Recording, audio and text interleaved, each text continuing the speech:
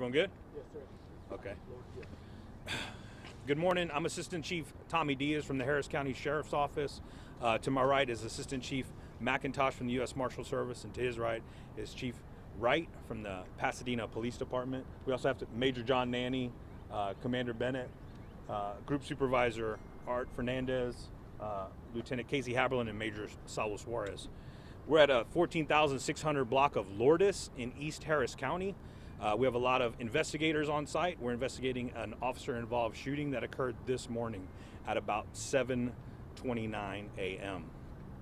This is a multi-agency task force called the Gulf Coast Violent Offenders Task Force, run through our partners at the U.S. Marshal Service. So there's state, local, and federal partners whose responsibility it is to serve and execute warrants for the most violent folks in the region. This morning, the team was out here searching for a fugitive who's wanted for 5 counts of sexual assault of a child. While conducting surveillance, the fugitive stepped out, and deputies and officers attempted to arrest the target.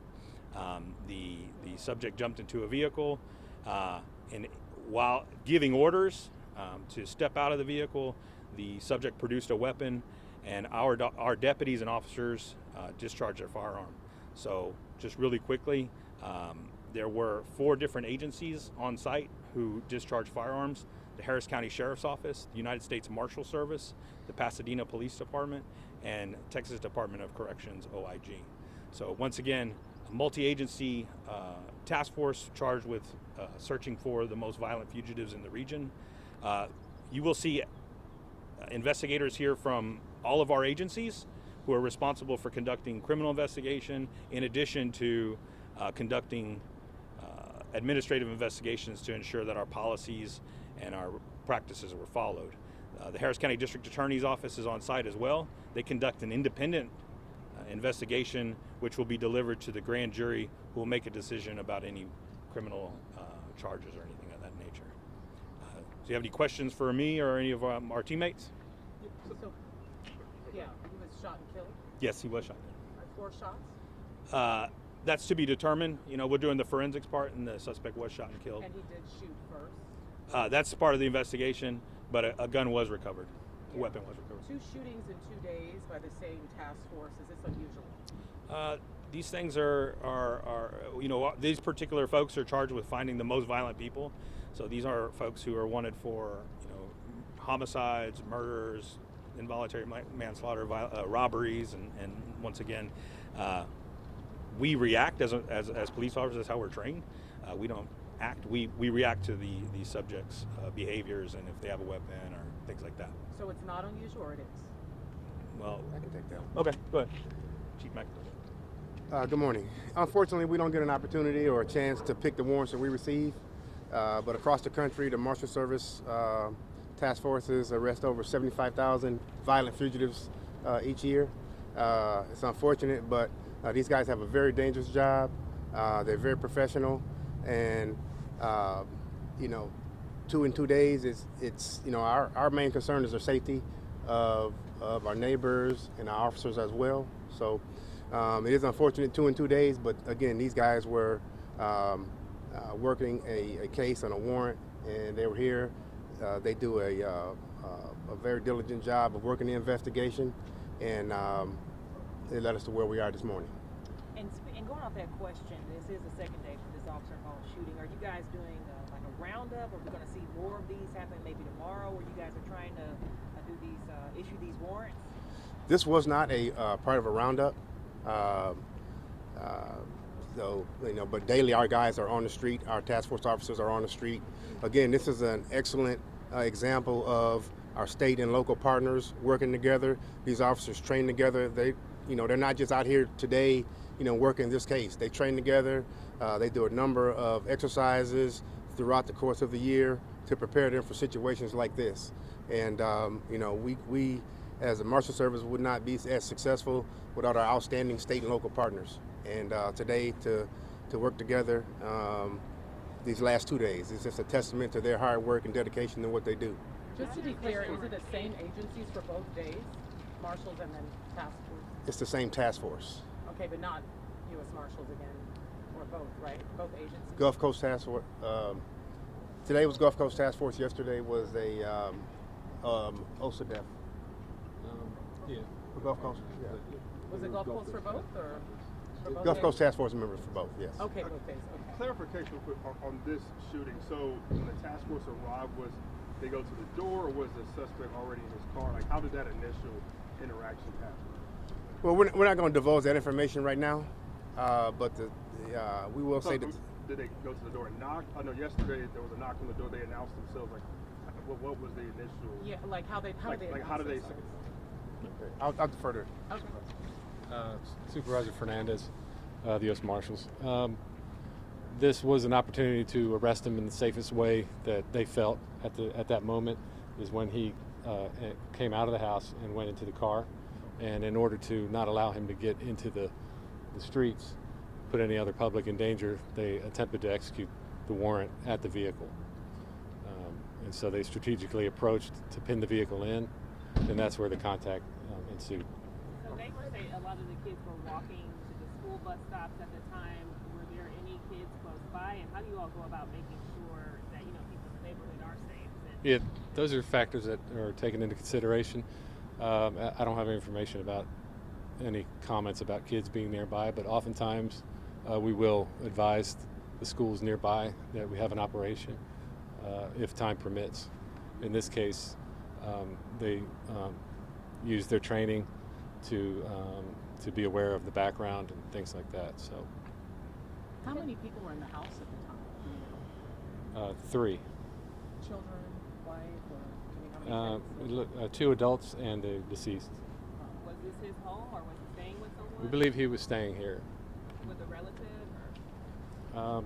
I don't have all the information, but we had information. This case was actually from Jefferson County, and so like many cases, the marshals get, or the Gulf Coast Task Force gets, up to 10 cases a week of violent fugitives that are wanted from other jurisdictions. Could be from Miami, New York, Tampa, San Antonio, oftentimes Louisiana, because of our proximity. In this case was a collateral lead for us. We had information that was provided to us that he may be living in this area, and then the investigation was conducted by our team, and it was a brief investigation, but he was found recently, and then today was the warrant plan. What about his name and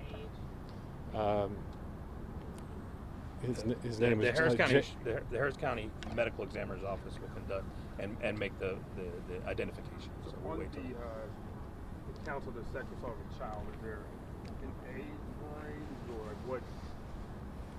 Any details?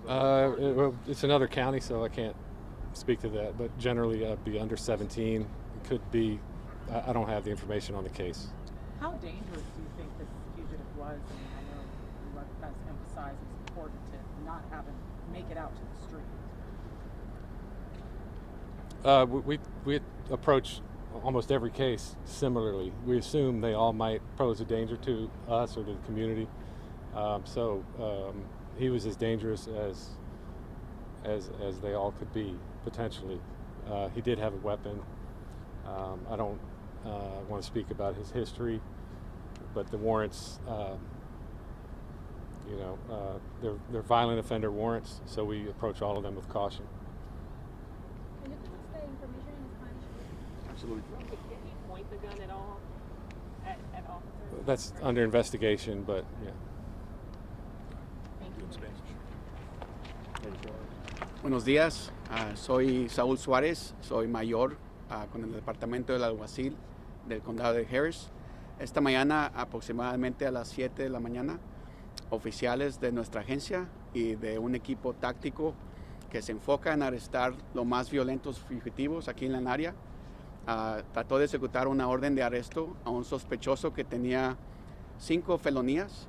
Las felonías eran por asalto sexualmente a un juvenil. Los oficiales tuvieron un contacto con el sospechoso. En ese momento, el sospechoso tenía una pistola, entonces en ese evento hubo un tiroteo. Nuestros oficiales, 2 oficiales de nuestra agencia tiraron, le dispararon al sospechoso. También otros oficiales de los U.S. Marshals y también el departamento del policía de la ciudad de Pasadena, y el sospechoso falleció. En este entonces estamos investigando la escena, tenemos nuestro equipo de homicidio, tenemos nuestro equipo que se enfoca en evidencia de la escena criminal, y también tenemos nuestros investigadores de internos que investigan a nuestros propios oficiales para asegurar que estemos siguiendo nuestro entrenamiento, pero también para tener gente que nos asegura que estamos haciendo el trabajo efectivamente. Y quiero recordar a la comunidad que nuestra agencia, cuando se enfoca en la seguridad pública, es nuestra número una prioridad. Por eso estas escenas y estos sospechosos que tienen órdenes de arrestos bien violentos, es nuestra prioridad de removerlos de las calles y también de arrestarlos. ¿Tienen preguntas? Es el segundo día consecutivo en el que ocurre un operativo similar. ¿Están ustedes en operativo constante o son aislados que han sucedido? ¿Y de qué manera detuvieron a estos? Sí, nuestro equipo es un equipo táctico que esto es lo que hacen todos los días. Estoy bien orgulloso del trabajo que hacen porque todos los días ponen sus vidas en peligro para poder arrestar gente sospechosos que tienen órdenes de arresto bien violentas.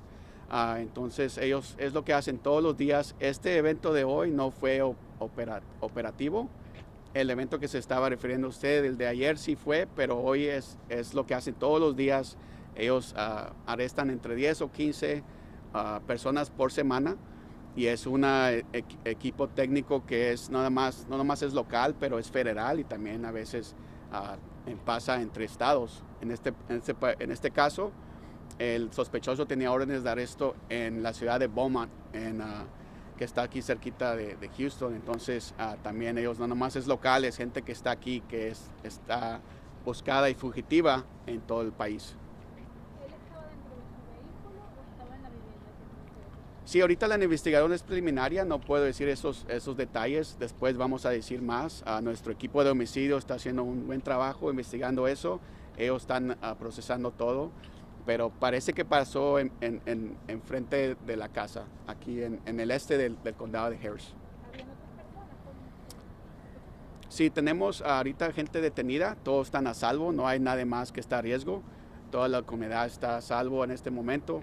También quiero asegurarles la seguridad que vamos a estar aquí como otras 2 horas más, y luego vamos a abrir las calles para poder que pasen y puedan moverse en vehículos.